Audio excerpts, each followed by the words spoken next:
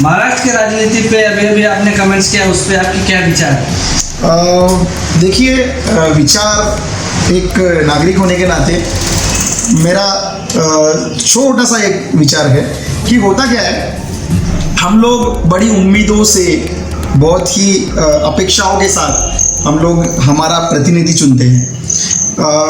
और जो प्रतिनिधि चुनते हैं, उस प्रतिनिधि को जब हम लोग विधानसभा में, उसके बाद में लोकसभा में जब भेजते हैं, तो हमारी कुछ अपेक्षाएं रहती है कि उन्होंने हमारे विकास के लिए काम करना चाहिए, विकासाभिमुख उन्होंने फैसले लेने चाहिए, और जो सरकार है उस सरकार के द्वारा भी वो काम उन्होंने करवाने चाहिए, ये हमारी अपेक्षाएं रहती है। अभी हो क्या रहा है कि आपने देखा कि पिछले कई दिनों से हमारे देश में लोकतंत्र को अपने हिसाब से चलाने की कोशिश की जा रही है। मैं किसी भी राजनीतिक दल के ऊपर मैं टिक्का टिप्पणी नहीं करूँगा, लेकिन होता क्या है कि सत्ता के मोह को हर कोई छोड़ना नहीं चाहता।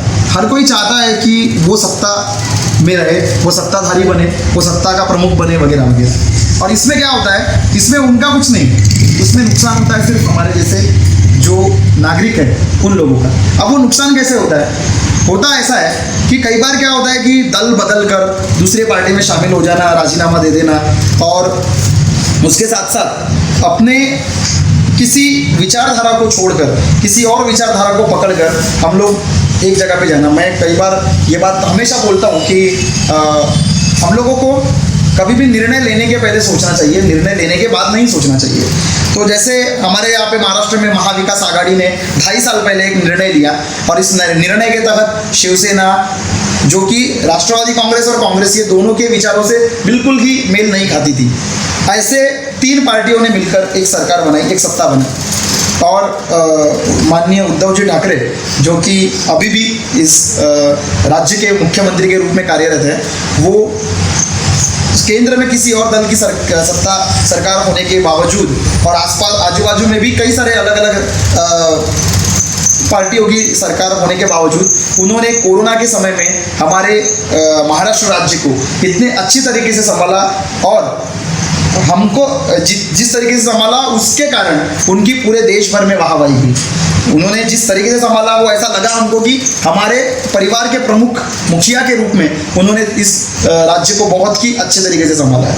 लेकिन अभी जो हो रहा है वो किसी का भी अलग अलग मत हो सकता है, उनका भी कोई और मत होगा। जब उन्होंने लगभग 20, 25, 35 जो भी विधायक है, उनको लेकर वो जो विचारधारा के रूप में इकट्ठा होकर एक नई पार्टी या फिर नई सरकार बनाने की कोशिश जो कर रहे हैं, उन्होंने कुछ तो सोचा होगा। लेकिन ये सोच में हम लोग ये देखते हैं कि क्यों कोई व्यक्ति एक सत्ता से निकलकर दूसरी सत्ता में जाना चाहता है, सत्ता में रहने के बावजूद।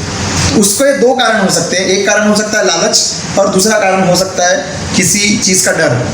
और जिस तरीके से केंद्रीय संस्थाओं का आप देख रहे हैं कि एक तरीके से मतलब गलत फायदा उठाया जा रहा है, और उसके वजह से एक तरीके का हड़कंप मचा हुआ है राजनीतिक दलों में, राजनीतिक लोगों में, जिसके कारण कई बार लोग पार्टियां छोड़कर दूसरी पार्टी में जा रहे हैं। तो आप इसमें देख सकते हैं कि जो पैसों का उपयोग हो रहा है, जिस तरीके से हो रहा है ना, ये नहीं होना चाहिए। क्योंकि पैसा किसका है यार?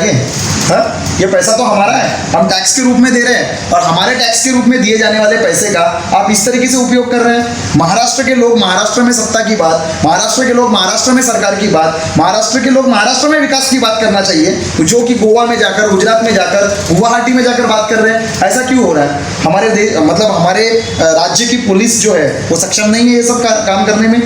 क्या आपको प्रोटेक्शन देने में सक्षम नहीं है? किस बात का डर है आपको कि आप अपने राज्य को छोड़कर किसी और जगह पर जा रहे हो? और दूसरी चीज़, ये होटलों का खर्चा है ना, ये होटलों का खर्चा है।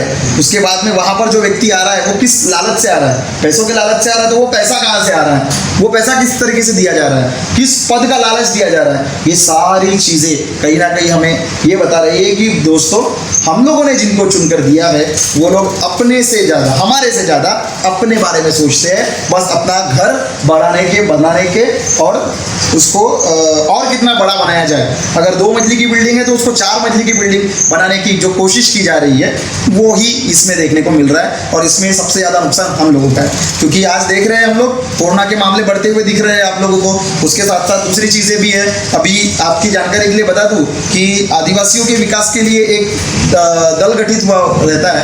इस दल की मीटिंग होती है, हर साल एक मीटिंग होती है जिसमें आदिवासियों से संबंधित, विकासों से संबंधित कुछ बातों पर चर्चा की जाती है, जिसका पदसिद्ध अध्यक्ष मुख्यमंत्री होता है।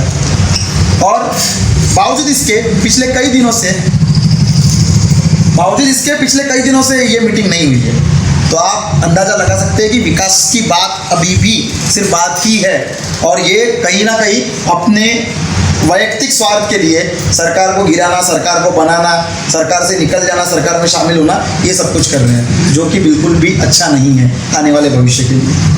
इस खबर पर आपकी क्या राय है, कमेंट्स करके हमें बताइए। पसंद आए तो लाइक, शेयर एंड सब्सक्राइब जरूर करेंगे।